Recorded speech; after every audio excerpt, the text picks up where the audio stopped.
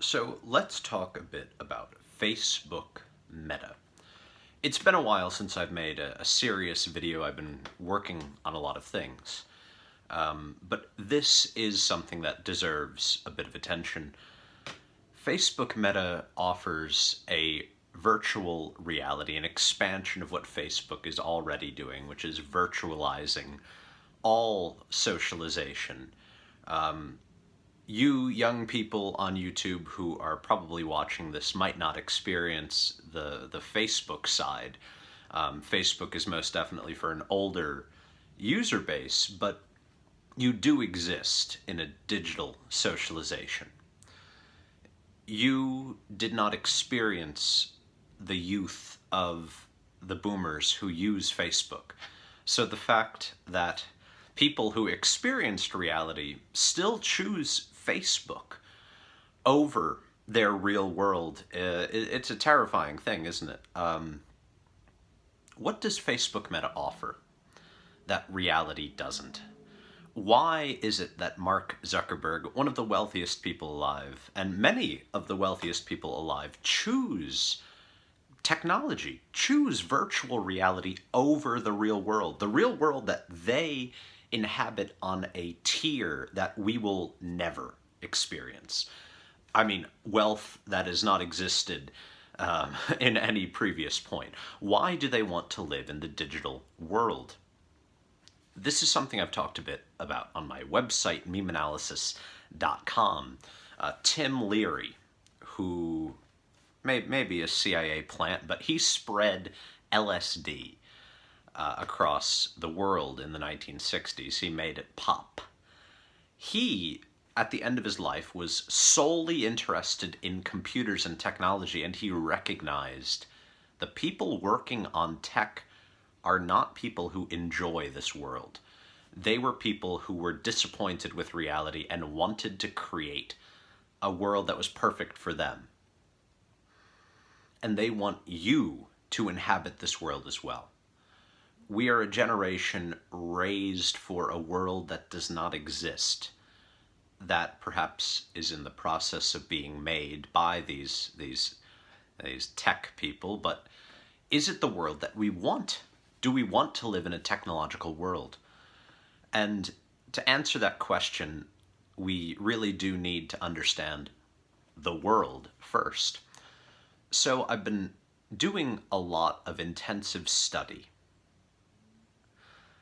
This is YouTube, of course. What kind of intensive study are you interested in? But I do think it's worth understanding. I wouldn't do this channel if I didn't think that these very difficult, big ideas from the past could be passed on to young people. I'm young. We're all young. Let's dig into the past so that we can understand what is happening to us now. And so, let me explain a bit about what I've been studying. I've been studying two major things which can be branched into one, which is a microcosmic philosophy. As you know, throughout my time, I've been very interested in the tarot cards. The tarot cards provide a really vital image of the microcosm.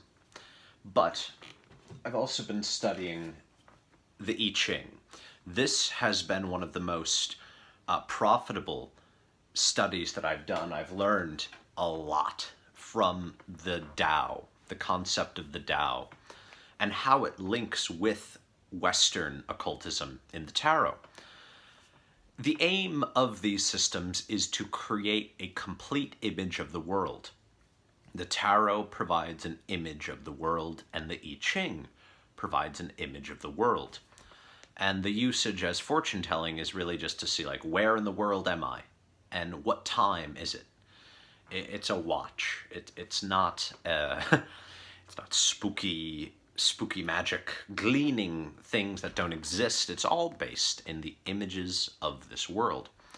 A microcosm and a macrocosm. There's the big world that we live in, and there's the little world that we live. We are the little world. And through these methods, we can figure it out. Now, Throughout the MemeAnalysis project, I have revealed the archetypal nature of expressions online. That memes that we share, ideas that we share, all have roots in the unconscious mind. They are big collective ideas. They're energetic ideas, which is to say they are aspects of the microcosm. They make up the microcosm. So really what we're looking at is a digital microcosm. The structure of this microcosm, I'm not sure if I'm going to get into it right now, maybe in future videos, but I'll give a brief little overview. So we essentially start with one big thing. We start out with God, or in the I Ching, we start out with the Tao. And in both systems, this is a twofold God. God expresses itself in two ways. These two, usually light and dark, masculine and feminine, yin and yang, then become four. They split into fours, which are the four elements. These four elements become planets or hexagrams, and then it becomes signs. They're basically layers of perception of God. The internet, in my myth, this is telling you quite a lot about this story, which I'm happy to do because my good friend Sam Allen, I'll link to his Instagram in the description. He has been beautifying MemeAnalysis.com. MemeAnalysis.com, if you didn't check it out, I don't blame you. It's ugly, it's hard to use, but I have filled it with crazy, crazy secrets and things. So basically, the internet itself is like a tarot deck, or like the I Ching. It is a set of digital archetypes, but they are not good, to put it lightly. The tree of life in the occult has a inverse, which is the Qliphoth. It is a husk. So instead of the fruits of the tree of life, which is this real world, you have the digital with husks. Husks that there's nothing. It's all empty. It's empty. It's pure emptiness. But you're fixated on it all the same as if it were real. You devour digital pleasures as if they were real. You experience digital traumas as if they were real. But all of this does not serve you as the real world would. It serves the machine. It serves to expand the metaverse. The metaverse, as it stands, is simply a collection of virtual forms. But what is the content of these forms? Nothing less than human drive, human libido. So rather than investing your drive into the real world, into creation of something physical and real, into the creation of relationships, of new experiences of travel, you invest it online. You put your trauma, you put your blood, sweat, and tears, and semen into the metaverse, and that is what fills it, that is what illuminates and what gives it life. By taking away your own life, you give life to the web, to the internet, to the digital realm. The microcosm as well is an essential reflection. It is our psyche, and it's more than that, but our psyche is perfectly reflected in the microcosm, in the planets, in the astrological signs, in the elements. And the internet has done a perfect job of making it again, of a digital cosmos. But rather than the divine secrets that lay in our psyches, we have an endless, horrific cycle that is formed online, in which your drives are enchained, enslaved, and abused endlessly. You give everything to this world. And what do you get in return? That is really my question. I'm sure many of you have had, I've had a lot of amazing experiences come out of my usage of the internet. Like, I've made a lot of friends, real physical friends, through the internet. And that's a great beautiful thing. I'm happy I've been able to share my ideas with you all. I'm sure you're here for memes. Maybe we'll get into memes in a second, but I'm very happy that you're all here. You can give a watch to like 3 years of work that I've done. If I'd just worked at a day job, or even if I'd written books, I doubt a lot of you would have seen it or would have read it. But it's through this that I've been able to share this. So I'm not against the internet as a whole. I'm just asking you, what is it that you get out of it? What do you get out of using this? Is there something you want out of this life? Are there goals that you have, big dreams that you have, that you want to accomplish through work, that perhaps the internet takes you from, or perhaps the internet accelerates it? Maybe it gets you to these goals quicker. Maybe your goals have been accelerated and made more efficient. I know that mine have. But that's my question. What do you get out of this? Why are you here? And if the metaverse opens its doors, opens these great golden gates, and lets you in, what would be different than the real world to you? If you've invested so much into an online reality, what would you miss if your body were to be put in a pod? If you were hooked up to the Matrix, what is it that you would miss about this life? And to me, the answer is God. Not the Christian God, but the big thing that made us all, that animates us, the animating force, what Reich calls orgone, perhaps the secret of Jung's collective unconscious. How is it that we are to experience divinity, the divinity of this world, when we're stuck in a digital cave? I've said before that we could not bear reality, that Plato's cave wasn't true. Plato's cave, we did in fact, we were in the real thing all along. We were in the real world. But we hated it so much that we made a cave that we could live in. We made ourselves another world that we could all escape into.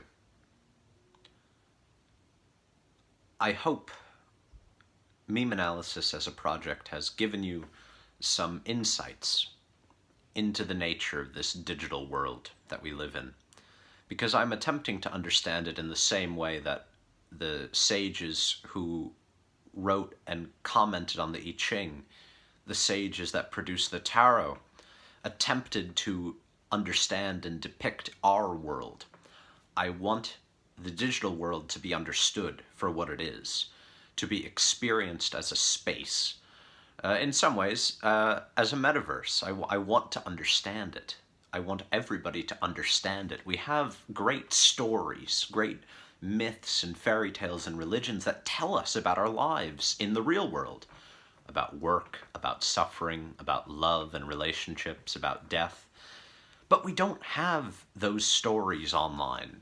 At least we don't have a lot of them, and we certainly don't have any dominant narratives other than really forced, stupid, often political ones. I don't think they're very helpful.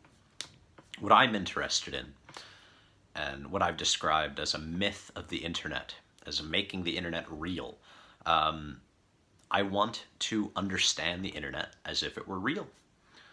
I want to depict the microcosmos of the digital so that you can traverse it. When we are given these magical microcosms, it's not meant to do nothing. It's meant to allow the magician, who is an individual who has a clear will, to interact with this world by knowing the nature of the microcosm, by knowing the nature of an astrological sign or of a planet and its influence on man, of its influence on Earth. The magician is now able to do far more, to engage, to manipulate. I want you to be able to do this with the digital. I don't want you to be trapped. I don't want you to be here by the force of an addiction or a compulsion. I want you to experience the digital world with a cheerful smile, with a bit of mischief, that you understand what's happening and that you can control it and you can control yourself. Speaking of self-control, you might notice I've lost like a lot of weight. And I posted a meme about smoking a pack a day. That's not true. It's a meme. But it's so important to control yourself. It's so important to have self-control over your drives, to not live through addiction, to not live through control other than self-control. And to me, that is the danger of the internet. The internet gives an immense amount of power over the individual. And if you don't understand it, if you don't understand it to the very T, in a meaningful mythological sense, because we can only understand things through stories. I know there's a lot of smart cookies watching this video, but no matter how much you intellectually understand something, no matter how much your reason grasps what's going on, we are dealing with an irrational world. The world is essentially irrational, meaning rationality cannot function with it. I mean, yeah, I'm talking to you over technology. We have phones and we have houses and stuff, but none of that is essential to our life. Our life is about irrational dramas and traumas that reiterate themselves over and over again. You may have a house, you may have a phone, you may take medication that keeps you alive, but if you can't figure out your relationships, your friendships, wars, what do you have? You have a more peaceful life, certainly, perhaps a more pleasant life, but you lack the understanding of the magician, the understanding of the deeper substratum of this reality. And we must gain an understanding of this digital substratum. We must grasp the digital world as a magician would, so that we are not devoured by these archetypes. This is clear in the Hermetica, in Hermes Trismegistus's text, that the planets, the gods, want to control man. They want to keep man down. Now that's the real world, and we've gotten pretty far. But online, we don't have a Hermes Trismegistus to tell us how to escape and how to gain power over it. These are the myths we need to work on creating. These are the methods we need to work on together. I have done my best to give my vision of this digital world, and I hope it has illuminated more of it for you. I hope that together we can illuminate this digital world, learn how to interact with it in a way that does not destroy our bodies and minds and souls, so that we can do even more, create more, and become as gods. Anyway, memes. Memes are the funny things online that show us what's going on. Memes are the hints at the digital microcosm. When you look at memes, you gain images of this digital world.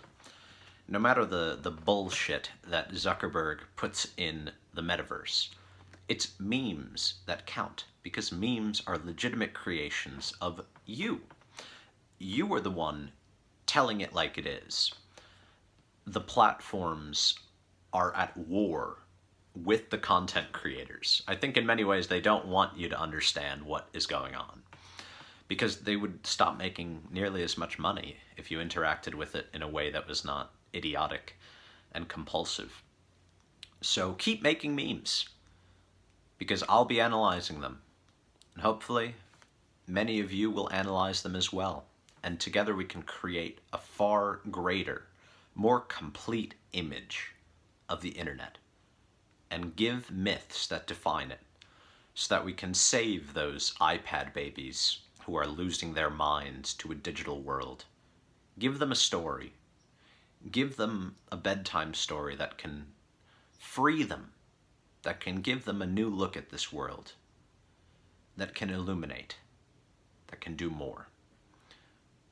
So, as always, remember, memes matter. Also, if you want, check out MemeAnalysis.com. Maybe give it a little while when it's beautiful, which should be like later this month. So either way, thanks for watching, and thank you for sticking around on this channel. I know it's been a bit vacant lately. I've been working on a lot, and you're going to see the fruits of those labors soon.